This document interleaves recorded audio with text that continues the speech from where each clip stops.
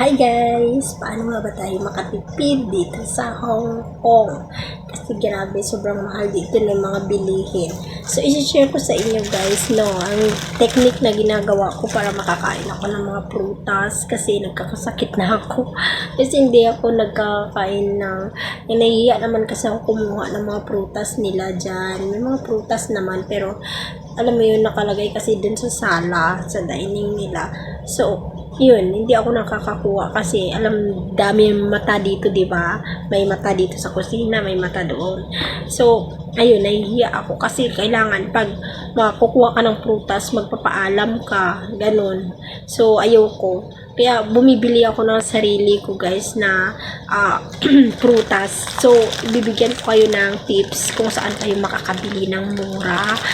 Alam niyo guys, sa Welcome, kada umaga, meron yan silang mga sale, quick sale, na nakabalot-balot. So, mas maganda sa kada umaga talaga, umaga pa. Kung nakakalabas kayo ng umaga, na mga 8, ganyan. Ako kasi everyday nakakalabas ako kasi nga naghahatid ako ng alaga ko sa school. So, pagbalik ko yun, ayan o, tingnan niyo po guys, yung 4 na orange. 4 na pongkan, parang pongkan, $5 lang siya. Yan yung mga quick sale nila. Tapos minsan yan minsan may blueberries pa nga, $8 lang. Tapos ito nga yung binili ko. Tapos yung saging, nakita niyo guys, saging. Oo, nag-sale talaga kasi sila. Yan, palagi, everyday, kada umaga, quick sale. So ito saging. Ano lang siya, 5 lang din. 5 lang din. O dati magkano po. Ilang piraso na siya. O diba? Parang $1 each lang. Ayan. Nakachamba ako. So, hindi naman siya sira ha. Hindi siya sira guys ha. Pipiliin nyo lang talaga, mamimili kayo ng maganda. Siyempre. O green pa yan siya. Nasa ano pa ito nung nakaraan. Tingnan mo. 11. Tapos, ngayon 5. O 5 na lang siya. O diba? Wala yan siya sira guys. Wala yan siya sira. O balat lang diba? So, ilang piraso na siya. 5 din. Parang $1 each lang siya. So, yun yung mga ginagawa ko guys. Kaya nakakatipid ako at nakakakain ako ng mga prutas.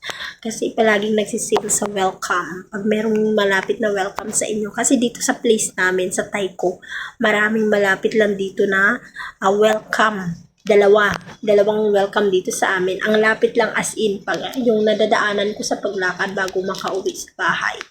Yun, bagong bukas na Welcome. Katabi ng 7-Eleven sa place talaga namin. So, tapos yung isang Welcome naman, medyo malayo lalakarin. Pero, carry naman, ano naman ako doon, nakakabili din. Pero mas malayo, konti yun. Kaya itong bagong Welcome, mas malapit lang as in, sa ilalim lang.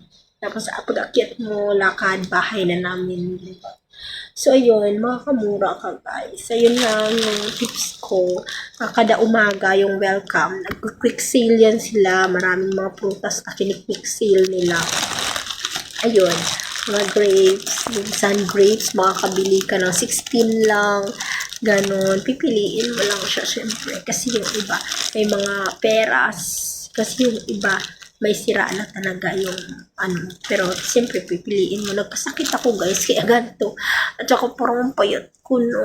Oh my god, oo, nagkasakit ako, inuubo ako sa sinisipon. Kaya more on fruits ako ngayon. Gusto ko kumain ng mga prutas kasi ako lang mag-isa dito sa sunod na linggo, nagbabakasyon sila. So ayan, nagbibili na ako ng pagkain ko, pero off ko din naman yun. Mag-off din naman ako kasi hindi ko alam kung lalabas ako ng lalabas. Pwede naman mag-stay na lang ako dito sa bahay. Diba? Yun. Kasi wala naman sila. So yun lang guys, ang share ko kasi ubong-ubo na ako. Ayan. So, welcome guys. Try nyo. Marami kayong mabibiling mura kada umaga. Ayan. At saka paggabi na, mga 7, ganyan. Ayan, marami yan. Nagbabagsakan sila ng presyo.